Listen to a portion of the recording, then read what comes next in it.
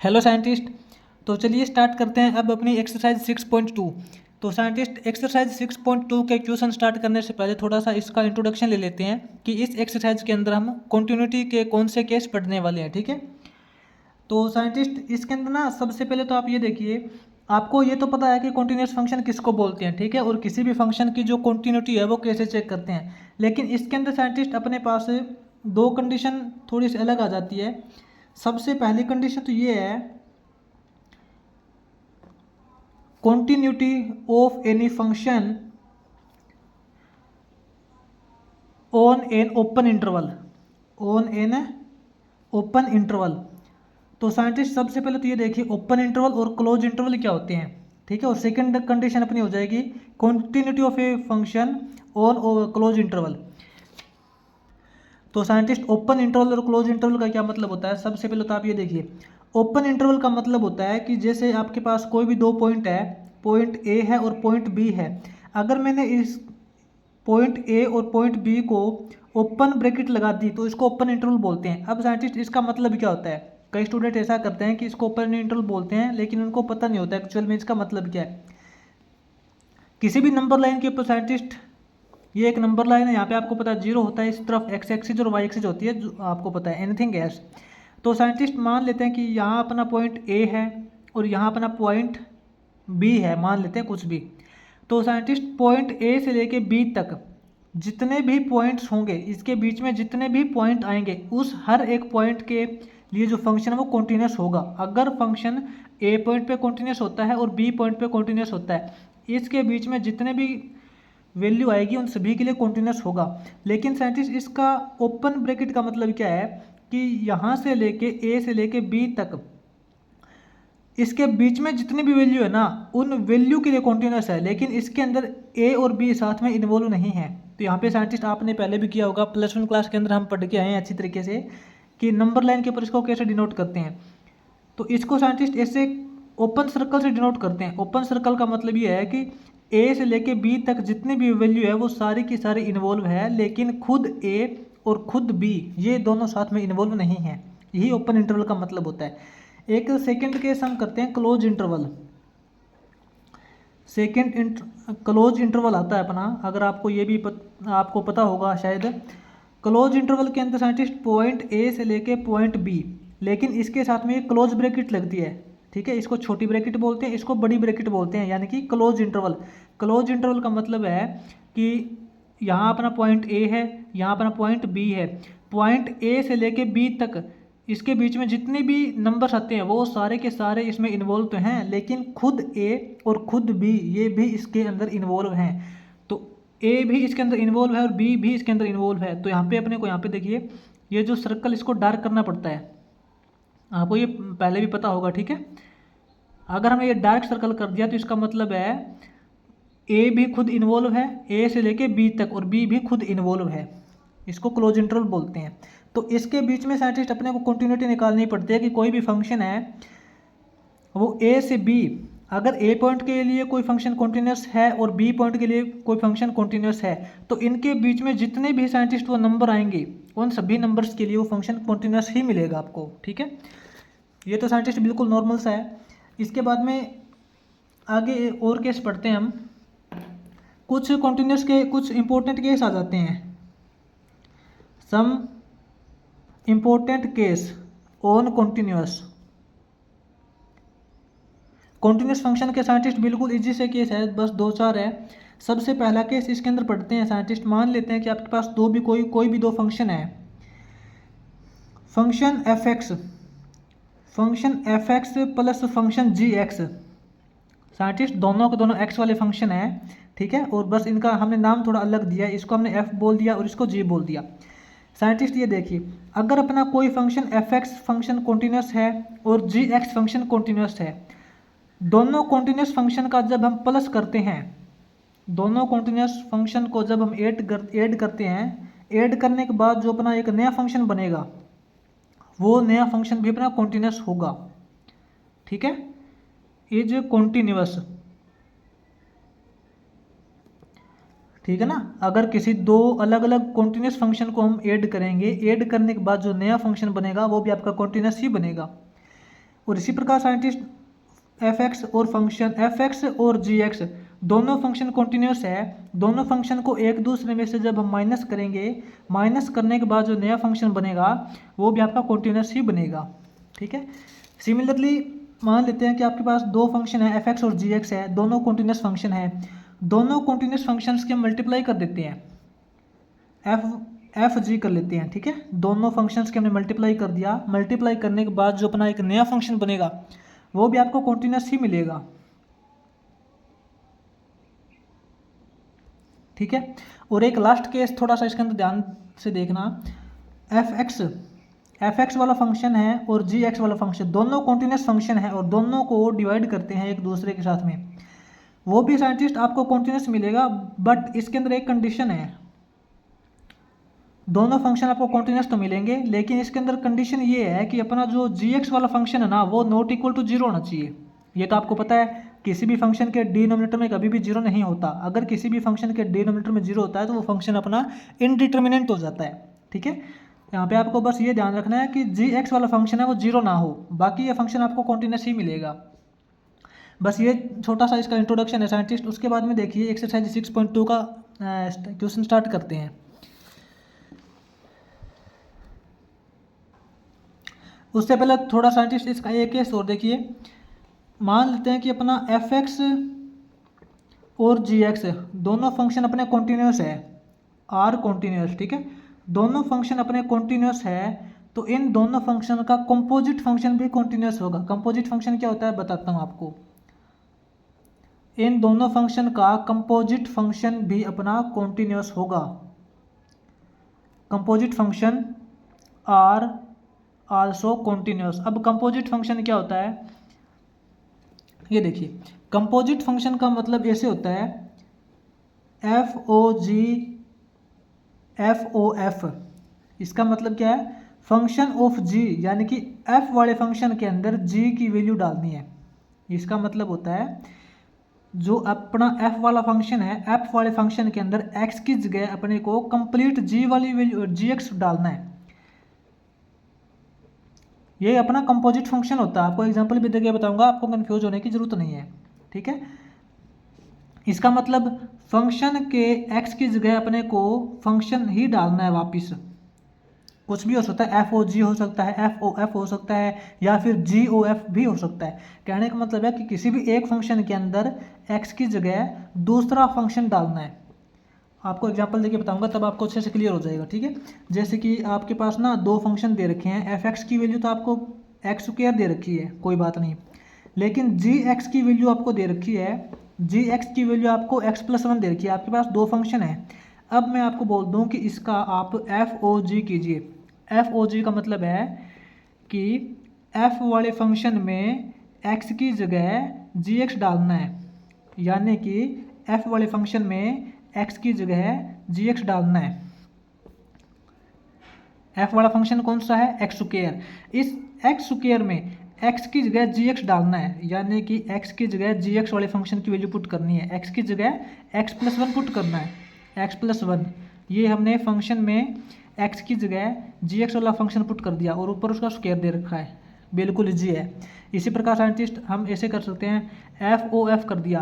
F O F का मतलब ये है कि फंक्शन में एक्स की जगह एफ एक्स पुट करना है, फंक्शन में एक्स की जगह वही सेम फंक्शन ही पुट करना है साइंटिस्ट आपको। तो इसका मतलब क्या हो जाएगा, देखिए एफ वाले फंक्शन में एक्स की जगह एफ एक्स पुट करना है, यानी कि एक्स की जगह फंक्शन ही पुट करना है आपको, तो एक्स की जगह एक्स स्क्वायर पुट करेंगे, एक्स की जगह एक्स स्क्वायर, यानी कि फंक्शन में एक्स की जगह कंप्लीट फंक्शन ही पुट कर दिया और फिर उसका ऊपर स्क्वायर दे रखा है। साइंटिस्ट बिल्कुल ईजी है, ज़्यादा इसके अंदर कंफ्यूज होने की आपको जरूरत नहीं है। ठीक है, इस प्रकार ये कंपोजिट फंक्शन होते हैं। अगर कोई भी दो फंक्शन कॉन्टिन्यूस है तो उन दोनों फंक्शन का कंपोजिट फंक्शन करते हैं, जो रिजल्टिंग अपना न्यू कंपोजिट फंक्शन आएगा वो भी आपका कॉन्टिन्यूस ही मिलेगा 100%। ठीक है, अब चलते हैं साइंटिस्ट इसका क्वेश्चन नंबर फर्स्ट स्टार्ट करते हैं। तो साइंटिस्ट आगे इसका फर्स्ट क्वेश्चन देखते हैं एक्सरसाइज 6.2 का। फर्स्ट क्वेश्चन की स्टेटमेंट के अकॉर्डिंग साइंटिस्ट इसने बोला है, in the following determine the value of the constant so that the given functions are continuous. Scientist same वही केस है जो हमने 6.1 एक्सरसाइज के अंदर किया था। जो गिवन फंक्शन है वो कॉन्टिन्यूस दे रखे हैं, तो हमें यहाँ पे के की वैल्यू फाइंड करनी है, ठीक है। तो साइंटिस्ट जो फर्स्ट क्वेश्चन का सबसे फर्स्ट पार्ट है वही सोल्व करते हैं सबसे पहले। तो फर्स्ट पार्ट के अंदर साइंटिस्ट फंक्शन गिवन है, फंक्शन अपना हो जाएगा के एक्स प्लस 5, ठीक है, के एक्स प्लस 5 ये अपना फंक्शन हो जाएगा कब, if x less than equal to 2। और एक सेकंड फंक्शन दे रखा है एक्स माइनस 1, ये फंक्शन अपना तब काम करेगा जब अपना एक्स है वो 2 से ग्रेटर होगा, ठीक है। तो ये फंक्शन कॉन्टिन्यूस दे रखा है, तो इसकी कॉन्टिन्यूटी के लिए के की क्या वैल्यू होनी चाहिए ये फाइंड करना है। तो इसमें देखते हैं साइंटिस्ट, आप ये देखिए कि जहाँ भी आपको लेस देन और ग्रेटर देन का सिंबल मिल जाए वहाँ पे मैंने आपको ट्रिक बता रखी है, इसके अंदर डायरेक्ट आपको लेफ्ट हैंड लिमिट और राइट हैंड लिमिट के लिए सोल्व करना पड़ता है। तो साइंटिस्ट इसके अंदर सबसे पहले तो हम लेफ्ट हैंड लिमिट फाइंड करते हैं। लेफ्ट हैंड लिमिट का मतलब होता है limit x tends to 2 negative, क्योंकि 2 पॉइंट के लिए इसकी कॉन्टिन्यूटी चेक कर रहे हैं तो 2 नेगेटिव करना पड़ेगा। 2 नेगेटिव का मतलब होता है 2 से लेस। ऐसा कौन सा फंक्शन है जिसके अंदर आपको x की वैल्यू 2 से लेस दिखाई दे रही है। तो साइंटिस्ट x लेस देन 2 ये वाला फंक्शन काम करेगा कि x प्लस 5, क्या फंक्शन हो जाएगा कि x प्लस 5। तो साइंटिस्ट इसके अंदर हम मान लेते हैं कि x की जो एग्जैक्ट वैल्यू है वो 2 माइनस एच हो जाएगी। x की exact value 2 minus H put करेंगे तो अपनी एक न्यू लिमिट क्रिएट हो जाएगी h टेंड्स टू 0, h की लिमिट 0 हो जाएगी और अपना जो फंक्शन का x है वो 2 माइनस एच के साथ में रिप्लेस हो जाएगा कि x की जगह 2 माइनस एच हो जाएगा और प्लस 5। तो साइंटिस्ट इसके अंदर हम h की जगह डायरेक्ट वैल्यू पुट कर सकते हैं 0। h की जब 0 वैल्यू पुट करेंगे तो 2 माइनस 0 करेंगे 2 हो जाएगा, 2 इंटू के करेंगे तो अपना 2k प्लस 5 ही हो जाएगा, ठीक है। इसके बाद साइंटिस्ट हम इसकी राइट हैंड लिमिट फाइंड करते हैं। राइट हैंड लिमिट का मतलब आपको भी अच्छे से पता है, limit x tends to 2 positive. 2 positive का मतलब होता है 2 से ग्रेटर। ऐसा कौन सा फंक्शन है जिसके अंदर आपको x की वैल्यू ग्रेटर देन 2 दिखाई दे रही है। तो x ग्रेटर देन 2 के लिए साइंटिस्ट अपना ये वाला फंक्शन काम करेगा x माइनस 1।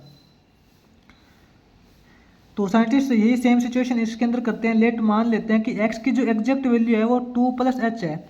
अगर x की एग्जैक्ट वैल्यू 2 प्लस एच है तो यहाँ पे अपनी एक लिमिट क्रिएट हो जाएगी लिमिट h टेंड्स टू 0 और फंक्शन का जो x है वो 2 प्लस एच के साथ में रिप्लेस हो जाएगा। x की जगह 2 प्लस एच पुट करेंगे माइनस 1 दे रखा है, ठीक है। तो साइंटिस्ट देखिए h की जगह हम डायरेक्ट 0 पुट कर सकते हैं। h की जगह जब हम डायरेक्ट 0 पुट करेंगे तो 0 हो जाएगा, अपने पास क्या बचेगा 2 माइनस 1 करेंगे तो 1 हो जाएगा। अब साइंटिस्ट हमें बोला है कि यहाँ पे इक्वल टू का भी केस दे रखा है, यानी कि फंक्शन में जब हम x की जगह डायरेक्ट 2 पुट करते हैं f2 तो अपना ये फंक्शन हो जाएगा kx प्लस 5, ठीक है। तो kx प्लस 5, तो इसके अंदर साइंटिस्ट x की जगह जब आप डायरेक्ट 2 पुट करोगे तो 2k प्लस 5 ही रह जाएगा, अपने पास क्या वैल्यू हो जाएगी 2k प्लस 5। और वैसे भी साइंटिस्ट आपको ये निकालने की वैसे ज़रूरत भी नहीं है, निकाल भी सकते हो, कोई प्रॉब्लम नहीं है। इसने क्वेश्चन के अकॉर्डिंग बोल रखा है कि जो गिवन फंक्शन है वो कॉन्टिन्यूस है। अगर ये फंक्शन कॉन्टिन्यूस है तो क्या लिखेंगे, अकॉर्डिंग टू गिवन सिचुएशन, जो कंडीशन अपने को दे रखी है या फिर गिवन इक्वेशन के अकॉर्डिंग फंक्शन कॉन्टिन्यूस दे रखा है तो इसका मतलब इसकी left hand limit is equal to right hand limit is equal to f2 है, ठीक है। तो लेफ्ट हैंड लिमिट अपनी 2k प्लस 5 है is equal to right hand limit अपनी 1 है। आप इन दोनों से सोल्व कर सकते हो। तो यहाँ से साइंटिस्ट आपके पास देखिए 2k की वैल्यू क्या हो जाएगी, 2k हो जाएगा अपना 1 माइनस 5, क्योंकि ये जो 5 है ये 1 की तरफ जाएगा तो माइनस का हो जाएगा, 1 माइनस 5 करोगे तो माइनस 4 हो जाएगा। और यहाँ से साइंटिस्ट आपको k की वैल्यू मिल जाएगी -4/2 करोगे -2 हो जाएगा। साइंटिस्ट k की वैल्यू -2 होगी तभी ये अपना फंक्शन है वो कॉन्टिन्यूस हो पाएगा। अब साइंटिस्ट इसी का सेकेंड पार्ट है वो देखते हैं। साइंटिस्ट फर्स्ट क्वेश्चन का जो अपना सेकंड पार्ट है, सेकंड पार्ट के अंदर भी अपने को के की वैल्यू फाइंड करनी है, ठीक है। जिसके लिए जो फंक्शन गिवन है f(x) इज इक्वल टू अपना हो जाएगा k into x square plus 3x। ये फंक्शन साइंटिस्ट अपना तब काम करेगा जब अपना x है वो 0 से लेस होगा। और एक सेकंड फंक्शन दे रखा है cos 2x, ये फंक्शन अपना तब काम करेगा जब अपना x है वो ग्रेटर देन इक्वल टू 0 होगा। तो ये जो फंक्शन 0 पॉइंट के लिए कॉन्टिन्यूस दे रखे हैं, तो हमें यहाँ पे के की वैल्यू फाइंड करनी है। तो साइंटिस्ट आपको ये भी अच्छे से पता है कि जहाँ भी लेस देन ग्रेटर देन का सिंबल मिल जाए वहाँ हम डायरेक्ट लेफ्ट हैंड लिमिट और राइट हैंड लिमिट को सोल्व करते हैं। लेफ्ट हैंड लिमिट का मतलब हो जाएगा limit x tends to 0 negative. 0 negative के लिए सोल्व करेंगे तो ऐसा कौन सा फंक्शन है जिसमें आपको x की वैल्यू है वो 0 से लेस दिखाई दे रही है, x लेस देन 0, ये वाला फंक्शन काम करेगा k into x square plus 3x। ठीक है, इसके अंदर साइंटिस्ट देखिए लेट मान लेते हैं कि जो x की एग्जैक्ट वैल्यू है वो 0 माइनस एच पुट कर सकते हैं। x की एग्जैक्ट वैल्यू 0 माइनस एच है, तो यहाँ पे अपने पास लिमिट हो जाएगी h टेंड्स टू 0 और फंक्शन का जो x है वो माइनस एच के साथ रिप्लेस हो जाएगा k into x square. X की जगह साइंटिस्ट माइनस एच पुट करेंगे, माइनस एच का स्क्वायर करेंगे तो प्लस का एच स्क्वायर ही हो जाएगा। ठीक है, और यहाँ देखिए x की जगह माइनस एच पुट करेंगे तो माइनस का 3h हो जाएगा। क्या हो जाएगा? माइनस का 3h हो जाएगा। ठीक है, तो साइंटिस्ट इसके अंदर देखिए आप h की जगह डायरेक्ट 0 पुट कर सकते हो। लिमिट h टेंड्स टू 0 है तो h की जगह डायरेक्ट 0 पुट करेंगे। 0 माइनस 0, 0 के साथ मल्टीप्लाई करेंगे तो अपना कंप्लीट रिजल्ट 0 ही हो जाएगा। ठीक है, कंप्लीट रिजल्ट अपना 0 हो जाएगा।